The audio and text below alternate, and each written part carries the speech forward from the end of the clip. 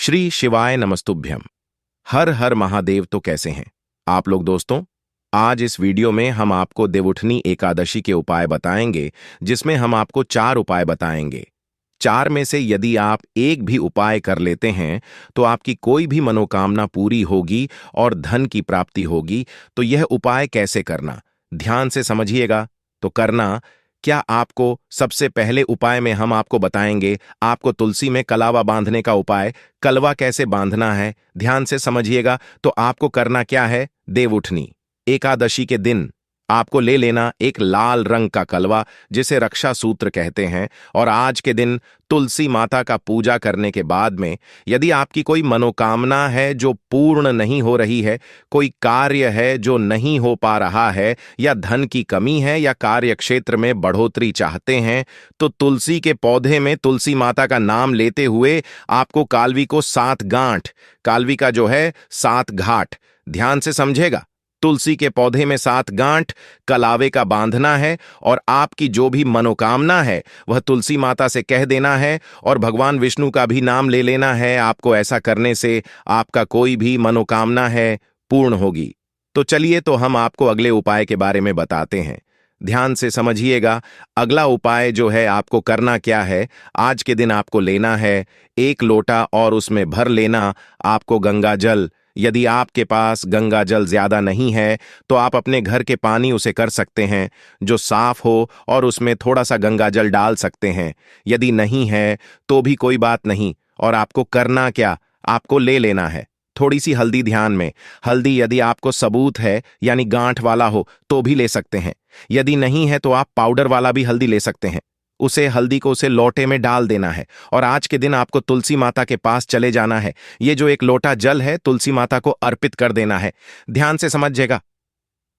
अर्पित करते समय आपको ओम भगवते वासुदेवाय नमः का मंत्र बोलना है, और तुलसी माता का भी प्रणाम करना, उनका भी नाम लेना है, और लक्ष्मी माता का भी नाम जरूर ले लेना। मान्यता है ऐसा करने से माता लक्ष्मी, भगवान विष्णु और तुलसी माता अत्यधिक प्रसन्न होते हैं, और यह उपाय करने से धन की वृद्धि होती है, मनोकामना भी पूरी होती है। तो चलिए जानते हैं अगले तीसरी उपाय के बारे में। तो तीसरा उपाय कैसे करना है, सभी जानकारी देने वाले हैं, ध्यान से समझिए। तीसरा उपाय जो है आपको धन प्राप्ति के लिए है। आज के दिन आपको करना क्या है, सबसे पहले हम आपको बताते हैं लेना क्या है। आपको लेना क्या है, एक कच्ची मिट्टी का दीपक ले लेना है, दिया ले लेना है। ठीक, ध्यान समझेगा। दिया ले लेना है कच्ची मिट्टी का, और लेना क्या, आपको देसी घी, आपको लेना देसी घी। और आज यानी देवउठनी एकादशी के शाम के समय आपको तुलसी माता के सामने एक घी का दीपक प्रचलित कर देना, यानी जला देना है। घी का दीपक जला देने के बाद में आपकी जो भी इच्छा है, मनोकामना है, जो कष्ट है, उसके बारे में आपको कहना है, और वह मनोकामना आपकी पूरी होगी। धन की प्राप्ति होगी, कर्ज से मुक्ति मिलेगी, मनोकामना पूरी होगी। और भी अन्य उपाय हम इस वीडियो में आपको बताए हैं, जैसे कि देवउठनी एकादशी के दिन तुलसी विवाह कैसे करना है, सभी सामग्री और भी अन्य उपाय बताए हैं। तो आगे ध्यान से समझ लीजिए। देवउठनी एकादशी के दिन तुलसी विवाह किया जाता है। इस साल 23 नवंबर को देवउठनी एकादशी को है, इसलिए 23 नवंबर को ही तुलसी विवाह मनाया जाएगा। इसी दिन भगवान शालिग्राम और माता तुलसी का विवाह किया जाएगा। कार्तिक माह के शुक्ल पक्ष की एकादशी तिथि 22 नवंबर को रात 11 बजे से शुरू हो रही है। इसका समापन 23 नवंबर की रात 9 बजे होगा। एकादशी तिथि पर रात्रि पूजा का मुहूर्त शाम 5:25 से रात 8:46 तक है। आप चाहें तो इस मुहूर्त में तुलसी विवाह संपन्न करा सकते हैं। हिंदू धर्म में तुलसी सर्वश्रेष्ठ और पूजनीय है। शास्त्रों में उल्लेख मिलता है कि जिस घर में तुलसी का पौधा नहीं होता है तो वहां पर नकारात्मकता वास करती है। आपको बता दें कि तुलसी ना केवल धार्मिक रूप से महत्वपूर्ण है, बल्कि वैज्ञानिक रूप से भी बहुत ही गुणकारी मानी जाती है। तुलसी में अनेकों औषधीय गुण पाए जाते हैं, और तुलसी कई प्रकार की होती है, जैसे रामा तुलसी, श्यामा तुलसी, वाणा तुलसी, कपूर तुलसी आदि। लेकिन घरों में मुख्य रूप से रामा और श्यामा तुलसी पाई जाती है। अन्य तुलसियों को घर में रखना शास्त्रों के अनुसार उचित नहीं माना जाता है। शास्त्रों के अनुसार कुछ महिलाओं को तुलसी की पूजा नहीं करनी चाहिए। शास्त्रों में कुछ ऐसी महिलाएं बताई गई हैं जिन्हें तुलसी के आसपास भी नहीं भटकना चाहिए, वरना भयंकर पाप लगता है। तो आइए जानते हैं कि तुलसी की पूजा किन महिलाओं को नहीं करनी चाहिए। शास्त्रों के अनुसार देव उठनी एकादशी पर तुलसी विवाह को सबसे ज्यादा शुभ माना गया है। तुलसी विवाह से न केवल शुभ फलों की प्राप्ति होती है, बल्कि कन्यादान जैसे बड़े पुण्य की भी प्राप्ति होती है। मासिक धर्म के दौरान महिलाओं को तुलसी का पूजन नहीं करना चाहिए। इस संदर्भ में महाभारत कालीन एक कथा आती है।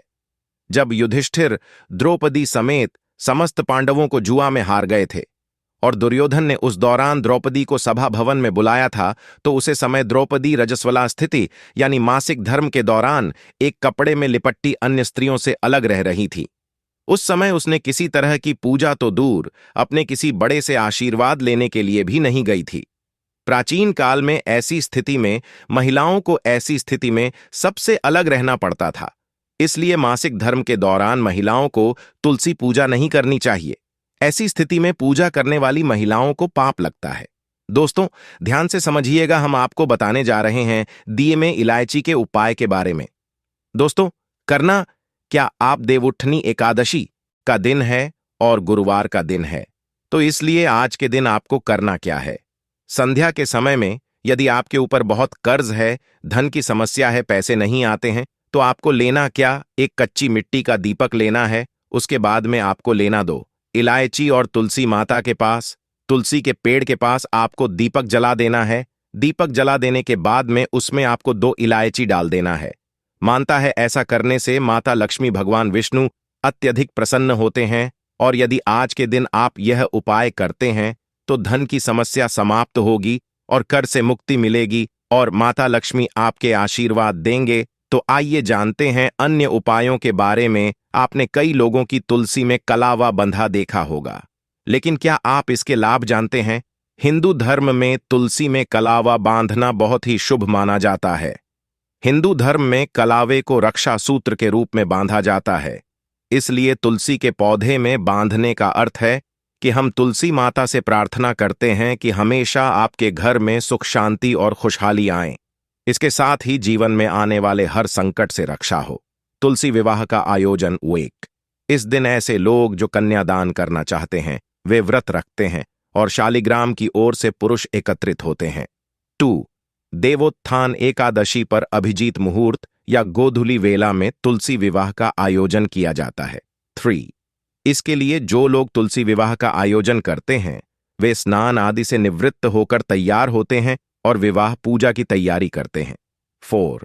इसके बाद आंगन में चौक सजाया जाता है, यहीं पर चौकी स्थापित करते हैं। आंगन नहीं है तो मंदिर या छत पर भी तुलसी विवाह करा सकते हैं। 5। इसके बाद अष्टदल कमल बनाकर चौकी पर शालिग्राम को स्थापित करें और उनका श्रृंगार करें। 6। अष्टदल कमल पर कलश स्थापित करने के बाद कलश में जल भरें। कलश पर सातिया बनाएं। कलश पर आम के 5 पत्ते वृत्ताकार रखें। नारियल लपेटकर आम के पत्तों के ऊपर रख दें। 7। अब लाल या पीला कपड़ा पहनकर तुलसी के गमले को गेरू से सजाएं और इससे शालिग्राम की चौकी के दाएं ओर रख दें। 8। गमले और चौकी के आसपास रंगोली या मांडना बनाएं, घी का दीपक जलाएं। 9। इसके बाद गंगा जल में फूल डुबाकर एयूएम तुलसाय नमः मंत्र का जाप करते हुए माता तुलसी और शालिग्राम पर गंगा जल का छिड़काव करें। 10। अब माता तुलसी को रोली और शालिग्राम को चंदन का तिलक लगाएं। 11। तुलसी और शालिग्राम के आसपास गन्ने से मंडप बनाएं। मंडप पर लाल चुनरी ओढ़ा दें। 12। तुलसी माता को सुहाग के प्रतीक साड़ी से लपेट दें और उनका वधू दुल्हन की तरह श्रृंगार करें। 13। शालिग्राम जी को पंचामृत से स्नान कराने के बाद उन्हें पीला वस्त्र पहनाएं। 14। तुलसी माता, शालिग्राम और मंडप को दूध में भिगोकर हल्दी का लेप लगाएं। 15। पूजन की सभी सामग्री अर्पित करें, जैसे फूल, फल इत्यादि। 16। अब कोई पुरुष शालिग्राम को चौकी सहित गोद में उठाकर तुलसी की 7 बार परिक्रमा कराए। 17। इसके बाद तुलसी और शालिग्राम को खीर और पूड़ी का भोग लगाएं। 18। विवाह के दौरान मंगल गीत गाएं। 19। इसके बाद दोनों की आरती करें और प्रसाद बांटें। 20। प्रसाद बांटने के बाद सभी सदस्य एकत्रित होकर भोजन करते हैं। 21। तुलसी जी का विवाह विशेष मंत्रोच्चारण के साथ करना चाहिए। सुहागिन महिलाओं के लिए तुलसी पूजा बहुत ही महत्वपूर्ण मानी जाती है।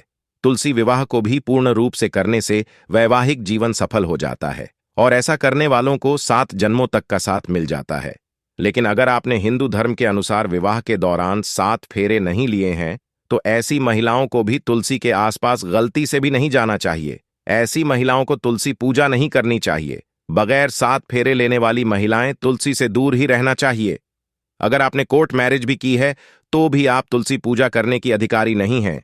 ऐसी महिलाएं पहले अपने पति के साथ 7 फेरे लें और उसके बाद तुलसी की पूजा करें। अगर आप ऐसा नहीं करती हैं तो आप पाप की भागीदार बन सकती हैं और माता तुलसी आपसे नाराज हो सकती है। भले ही कुंवारी कन्या तुलसी पूजन कर लें, लेकिन बिना 7 फेरे लिए विवाह रचाने वाली महिलाएं बिल्कुल भी तुलसी का पूजन ना करें। चरित्रहीन व्यक्ति और मन में गंदे विचार रखने वाली महिलाओं को भी तुलसी के पौधे से दूर ही रहना चाहिए। ऐसे व्यक्ति की पूजा तुलसी माता कभी भी स्वीकार नहीं करती हैं। शास्त्रों के अनुसार अगर आपके मन में गलत विचार आते हैं और दूसरे लोगों के प्रति आपके मन में गलत भावना है, तो आपको तुलसी के पौधे से दूर ही रहना चाहिए।